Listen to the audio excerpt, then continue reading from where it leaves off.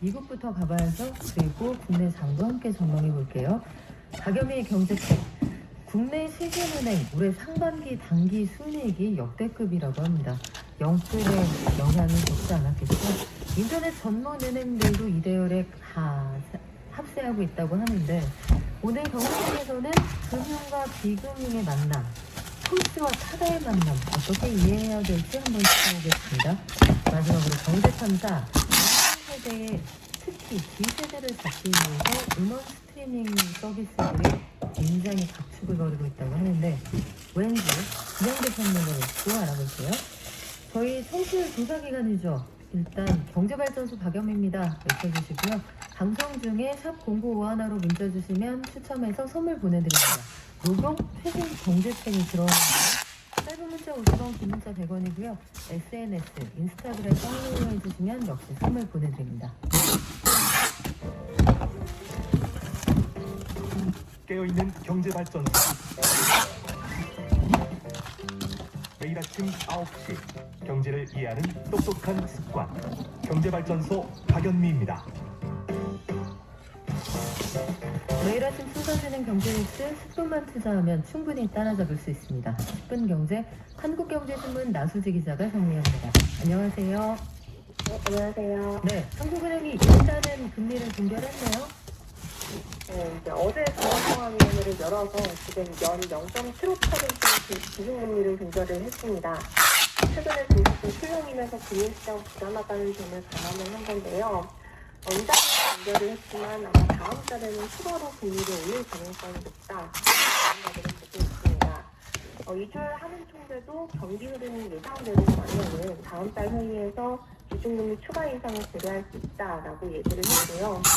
또 지난달까지만 해도 한국은행이 금리를 점진적으로 조정하겠다라고 했는데 이달에는 적정하게 조정하겠다라고 표현을 좀 바꿨거든요. 이거와 관련해서 이제 국내 정권사들은 이 표현을 바꾼 게 원래는 다음 달에 이제 금리를 한 번 더 올리는 걸 지금 살펴보고 내년 1, 2월에도 한 번 더 금리를 올려도 좀 시장이 적응할 수 있도록 신호를 준 거다 이렇게 해석을 하고 있습니다. 네, 물가 부담을 고려하고 있다 이런 사인인데 자 이번에는 노후 준비를 위한 퇴직연금 이거 중간에 인출하는 분들이 많이 늘어나고 있습니까? 네, 이 퇴직연금 원래 취지는 이제 직장인들이 나이 들어서 퇴직하면서 연금 형태로 매달 쓸 수 있는 돈을 충분히 모아두는 건데 이 퇴직연금을 까지 주지 않고 중간에서 써줄 수 있는 돈이 최근에 빠르게 늘고 있습니다. 이 4년 전인 2016년만 해도 중도 인출하는 분이 4만 91명 수준이었는데 지난해는 7만 1,931명으로 2배 가까이 늘었고요. 중도 인출한 금액도 2016년에는 1조 2,300억 원 정도였는데 지난해는 2조 2천억 정도로 2배가 살짝 넘게 늘었습니다. 이 퇴직연금이라는 건 결국 노후에 쓰겠다는 기금인데 이걸 중간에 인출할 때는 그럴 만한 이유가 있지 않을까 싶어요? 네, 사실 이 퇴직연금은 원한다고 그냥 중도 인출할 수 있는 건 아니고요. 이 법상 아예 퇴직연금을 중도 인출할 수 있는 경우가 정해져 있는데 무주택자가 전세금이 필요하든지 아니면 주택을 구입하는 경우 아니면 재난으로 피해를 입거나 질병이나 부상으로 치료하는 경우, 파산한 경우 이런 겁니다. 근데 지난해 중도 인출한 분들한테 뭐 때문에 중도 인출했냐 이렇게 물어보니 62.3%가 주택 구매하거나 전세자금 때문이다 이렇게 응답을 했는데요. 부동산 시장이 결집하면서 대출 마련을 하려는 소위 영끌족들이 퇴직연금까지 끌어다가 집을 매수한 거다. 이 영향으로 중도인들이 크게 늘어난 거다. 이렇게 해석할 수 있을 것 같습니다. 네, 무리한 주택 구입도 문제지만 대출을 조이면 이런 부작용이 나타납니다. 그 노후 준비 대신 현재 집을 구입한다. 이 부분은 금융당국에서 좀 고민할 문제 아닐까 싶은데 청년 취업 어렵다는 얘기 하루 이틀 전해드리는 건 아닙니다만 아예 주식시장을 안 나가겠다 이런 기습자들이 많습니까? 네, 이 한국경제연구원 조사인데요. 8월 한 달 동안 전국 대학생 2,700명한테 조사를 했더니 지금 구직 활동하느냐 이렇게 물어봤더니 65.3%가 구직 활동을 아예 안 하더라도 적극적으로 하지 않고 그냥 의례적으로만 하고 있다 이렇게 대답을 했습니다. 적극적으로 활동하고 있다라는 대답은 10명 중에 1명에 불과했고요. 그러면 왜 이렇게 적극적으로 하지 않고 있느냐 이렇게 물었더니 아직 내가 부족해서라는 응답이 64.9%로 가장 많았고요. 관심번이와 일자리가 부족해서가 10.7%, 그리고 구직활동 하더라도 일자리를 못 구할 것 같아서 그냥 의례적으로만 하고 있다. 이게 7.6%로 나타났습니다. 그렇군요. 코로나, 네, 말씀하시죠? 네, 코로나로 어려워진 취업 시장에서 좀 자신감을 잃고 있는, 내가 부족해서 그렇다 자신감을 잃고 있는 안타까운 통계 결과인데, 문제는 이제 응답자의 절반 이상인 60%가 올해는 작년보다 더 어렵고, 응답자의 절반은 상반기보다 하반기가 더 어려워졌다 이렇게 응답을 해서 굉장히 좀 씁쓸한 설문조사 결과다 이렇게 말씀드릴 수 있을 것 같습니다. 네, 뭔가 도움이 될 수 있는 일이 있는지 저희도 열심히 찾아보겠습니다. 지금까지 한국경제신문의 나수지 기자와 함께했습니다. 고맙습니다. 네, 감사합니다. 리스사에서 뭐 이렇게 지원을 주신다고 했던 것도 7, 8, 9월 달에 못 받았죠? 아무래도 시국이라서 그런지 더 크게 다가온 거는 사실이다. 딱 끌어올릴 때가 한 2년, 3년쯤이더라고요. 최근에 그놈들이에요. 뭐야, 이거 너무 쉬운데 하고 또 하는 거죠, 이제. 내년에 진짜 되게 슬프설냐다니까요. 그분들은 고스란히 다 피해자신 거잖아요. 근데 그 딜러분 한 분한테만 450명 정도라는데. 그렇게 편취당한 사람들도 있더라고요. 차량 4대 5개 같은 경우. 이거 모르는 사람들이 많아요. 이런 저기 그 업체 가치가 4-5군데가 있는 걸로 알고 있어요. 네, 요즘 렌터카나 리스 이용하시는 분들 참 많습니다. 신차를 오늘 구입해도 인수하는데 1년 걸린다 하니 중고차로 눈을 돌리시고요. 중고차 시장도 여의치가 않으니까 아예 리스나 렌터 시장으로 가보자 하는 분들 많은데, 리스의 장점이라고 하면 이 번호판은 일반 사람들이 사용을 하는 처음에 들어가는 비용 부담이 좀 적다는 거잖아요. 그런데 한 오토리스 회사가 자동차 구입에 필요한 경비금을 먼저 받아가고 나중에 약속을 지키지 않고 있다 해서 피해자가 점점 늘어날 수도 있다, 이런 이야기가 나오고 있는 상황이네요. 현재까지 최소 수백 명의 피해를 호소하고 있다고 하는데 어떤 얘기인지 오늘 피해자 가족을 스튜디오에 모셔서 얘기 한번 나눠볼게요. 안녕하세요. 안녕하세요. 자, 우리 강수리님이시죠? 성함이. 네, 맞아요. 아버님이 피해를 보신 걸로 알고 있는데 구체적으로 어떤 일이 있었던 건가요? 4월에 계약을 하셨는데 2,800만 원이라는 보증금을 내셨고 이제 한 달에 캐시백을 100만 원 정도를 지원을 해주신다고 하셔서 이제 4달간 지원을 받다가 지금은 지원금이 들어오지 않고 있는 상황이에요. 지금 강 선생님 댁에서는 한 달 정도 그 회사가 약속했던 지원금이 들어오지 않고 있는 상황이다. 그래서 회사 재정 상황이 어려워져서 나중에 먼저 내신 그 보증금을 돌려받지 못할까봐 그게 걱정이 된다는 말씀을 잠깐 해주셨어요. 네, 보증금으로 회사에 넘겨주신 돈이 얼마인가요? 2,800만 원. 2,800만 원을 주셨고 매월 회사가 그 간식 부담하기로 했던 그 비용을 주지 않고 있는 상황이다. 네. 근데 여기는 아직 한 달이란 말이죠. 네. 그래서 이 사건을 관련해서 여러분들의 그 수임대리 하고 계신 법무법인 정의의 강동원 대표 변호사도 현장에 나와 계시거든요. 먼저 인사드릴게요. 안녕하세요. 네, 안녕하세요. 자, 지금 강 선생님 댁은 한 달. 그러니까 아마 들으시기에는 그 한 달이면 나중에 좀 사정이 달라질 수도 있는 거 아닌가요? 이렇게 생각할 수가 있고. 그래서 피해자들이 여러 피해를 호소하고 있는데 피해 단계나 금액이 굉장히 다양하다면서요? 네, 뭐 저도 지금 최근에 수임을 해서요. 한 100명 정도 저희가 계획을 하고 있는데 들어보면 뭐 피해 상황이 다양합니다. 네. 그래서 지금 강 선생님 때 말씀하신 것처럼 뭐 한 달 정도 못 받은 분도 있고 한 서너 달 받고 뭐 6개월 이상 못 받은 분도 있고 이렇게 돼 있고 피해액도 뭐 수천만 원대에서 수억 원까지 다양하게 존재하고 있습니다. 수억 원까지 피해를 봤다는 거는 처음에 내셨던 그 보증금이라는 금액을 돌려받지 못했다, 이 얘기인가요? 그렇죠. 보증금이라고 해서 차 한 대에 1,000만 원씩 한다 그러면 법인 같은 경우는 차량이 많이 필요한 법인 같은 네. 경우는 몇백만 원씩 얻게 되잖아요. 네, 그런 문제도 있습니다.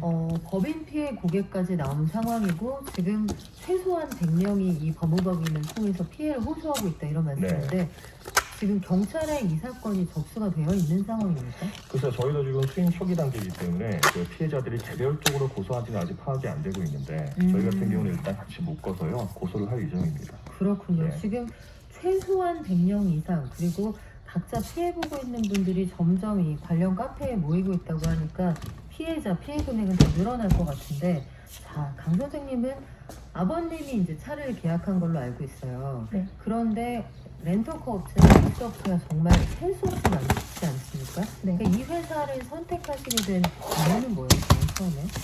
대형 포털 사이트에 있는 그 주요 SNS에 포스팅된 뭐 수많은 차량 리스 계약 성사권이 있고 고객 후기들 사진 보고선 괜찮은 회사라고 생각이 되어서 이용을 하게 되었어요. SNS를 통해서 알게 되셨고 네.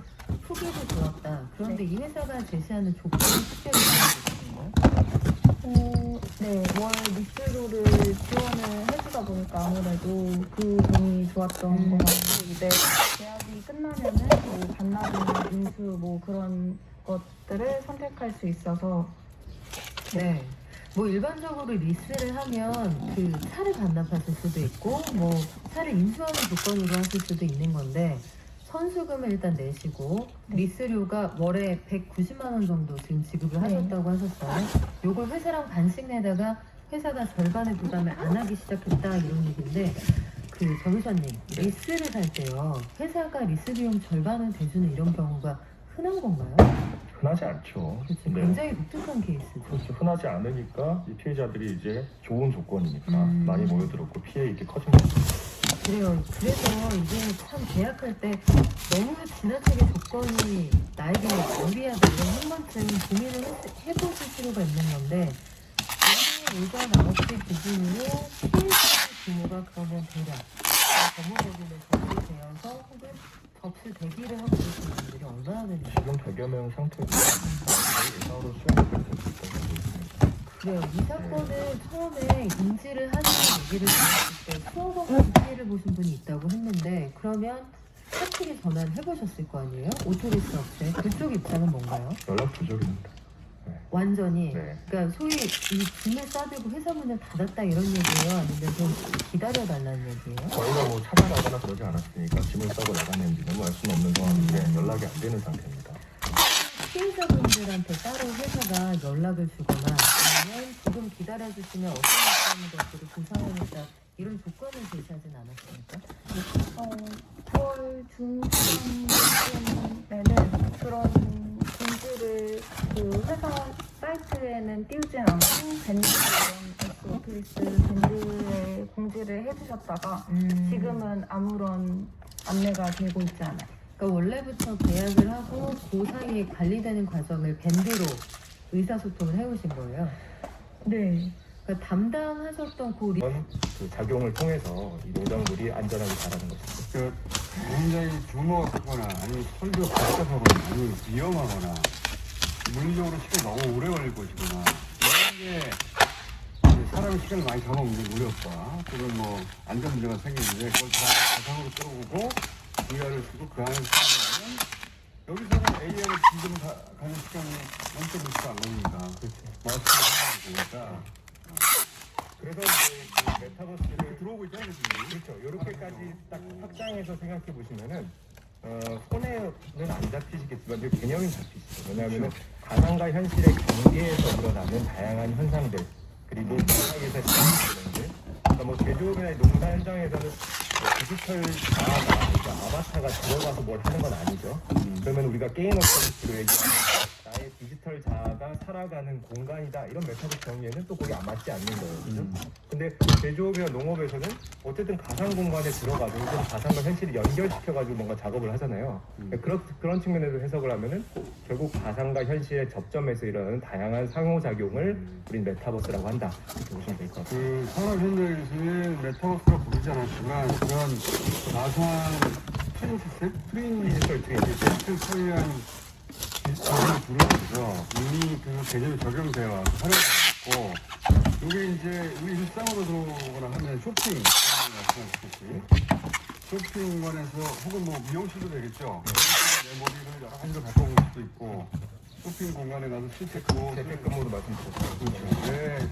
실제 사이즈하고 똑같은 아바타가 공간에 들어가서 실제 그 매장에 있는 옷을 그대로 입어서 똑같지 않겠지만 느낌을 알 수 있죠. 예.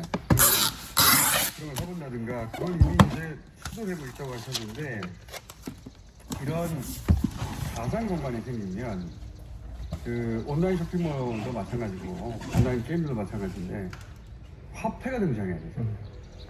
근데 이제 가장 어려운 것이 이 디지털 세계에서는 그 만약에 돈이 거래가 된다면 이게 이제 가짜하고 구분해낼 수 있어야 되잖아요. 예.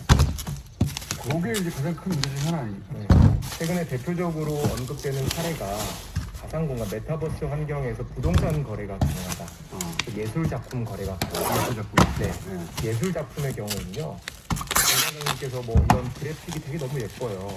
그걸 어떻게 캡처하고 긁어다가 와서 컨트롤 C, 컨트롤 V 해가지고 내 컴퓨터에 저장해두면 상관이 없습니다. 근데 그 예술 작품이 내 것이다라고 주장하실 수 있어요? 못하시죠. 어디서 긁어왔다. 복사하고. 자, 그래서 이 메타버스라고 하는 환경이 점점 확대되면은 가상자산의 거래를 내 것과 남의 것을 구분해야 되잖아요. 그래서 바로 거기 화폐, 그 인증하는 NFT라는 기술이 쓰이고 있습니다. 네, NFT. 어려운데. 예.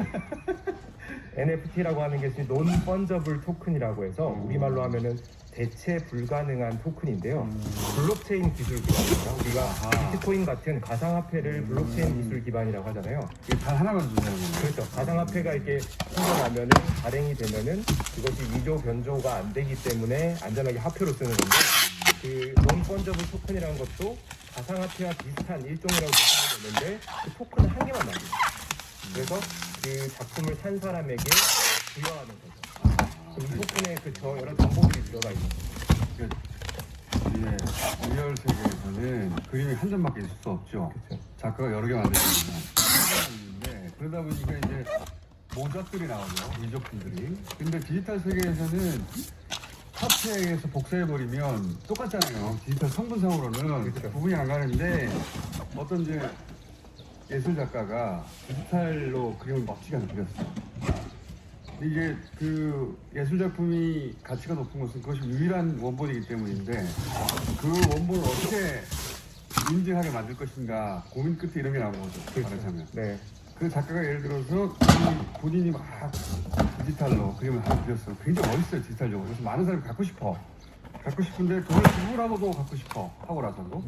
근데 이제 그게 카피가 되면은 그 거래가 안 이루어질 거 아닙니까? 당연히 나도 카페에 와야지 할 텐데. 그러니까 이럴 때 작가가 이 NFT 토큰으로 그것을 유일한 것이라고 인정해버리거나 아니면 나는 100개까지만 팔 거야. 카피 100개까지만 보도매가 NFT를 매기거나 그러면 이제 그게 유일하게 되는 거죠. 네, 정확하십니다. 그 말씀이 정확하고요. 얼마 전에 뉴욕의 한 경매에서 디지털 예술가인 마이크 윙켈만이라는 작가가 있는데 그 사람이 만든 첫 오천일이라는 그 디지털 그림 예술 작품이 790억 원에 나왔어요. 790억? 790억입니다. 예. 700만 원 아니고? 네, 아니고요. 디지털로 그린 건데? 네, 디지털 그린 거고요. 우리가 컨트롤 C, 컨트롤 V 하면 나도 이거 가지고 있다라고 나올 수 있어요. 주인은 아닌 거죠. 근데 그 낙찰 받은 사람이 바로 NFT를 가지고 내가 이 작품의 유일한 주인이다. 당신들은 다 카피를 가져갈 수 있으면은 주인은 나다. 이렇게 주장할 수가 있는 거죠. 그러니까 그 정도 액수를 받았다는 건 경제적으로 그만한 교환 가치가 있다는 뜻인데. 지금 그런 시장이 형성되고 하나 예를 들어서 부동산 거래를 할 수 있는 게임과 같은 앱이 미국의 디센트럴랜드라는 앱이 있고요. 또 하나 어스2라는 게 있습니다. 지구 어스2라는 그 게임과 같은 앱이 있는데 네, 요즘 우리나라 한국 분들이 그 미국 다음으로 그 부동산 보유를 이제 2위, 전 세계 2위를 차지하고 있다고 합니다. 그만큼 가상 부동산에 대한 관심도 큰데요. 그것도 이제 가상 부동산을 내가 거래를 했다, 땅이든 건물이든 거래를 했다. 그러면은 그것을 내가 주인인지 인증받을 때.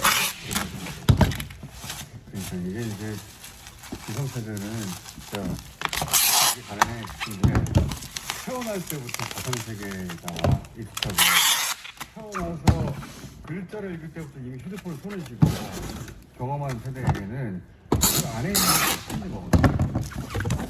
근데 이 복제가 불가능한 완벽한 나의 것을 인정하는 그동안 이런 게 생기면 그러면 이제 아주 비싼 돈을 주고 그 인터뷰를 내가 산 다음에 복제할 돈을 받는다. 이 가능성이 드는 거죠. 복제, 거래, 뭐 전송 이런 거 할 때 이제 NFT에 다양한 정보들을 추가해가지고요 가치를 발생을 시킬 수가 있어요. 기업에서 이것을 또 진행하는. 그렇죠. 교수님 오늘 여기까지 하고 또 모시겠습니다. 김상윤 교수님이었습니다. 감사합니다. 감사합니다. 내일 뵙겠습니다. 안녕.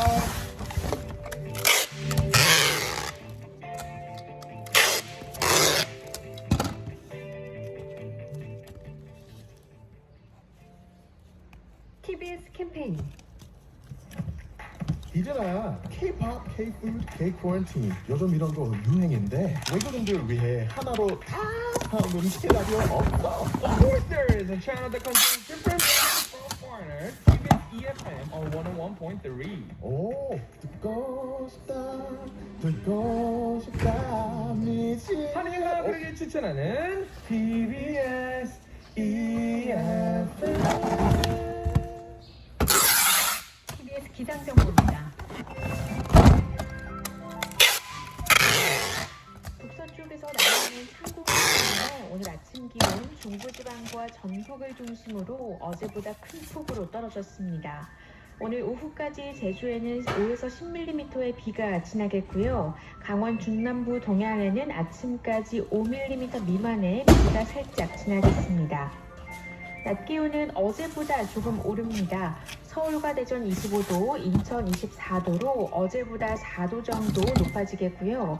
이번 토요일 수도권을 제외한 전국에 비가 내린 후에는 일요일 서울의 아침 기온 2도까지 쭉 떨어지면서 올가을 첫 한파특보가 내려질 가능성도 있겠습니다. 현재 서울의 기온은 17.9도, 습도는 67%입니다. TBS 기상정보였습니다.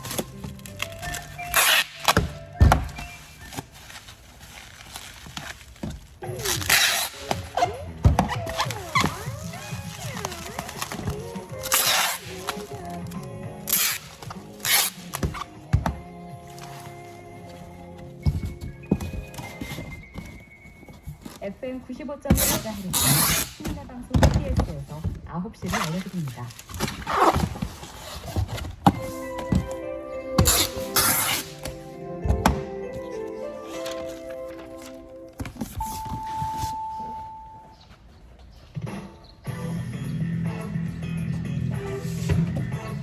경제발전소 박연미입니다.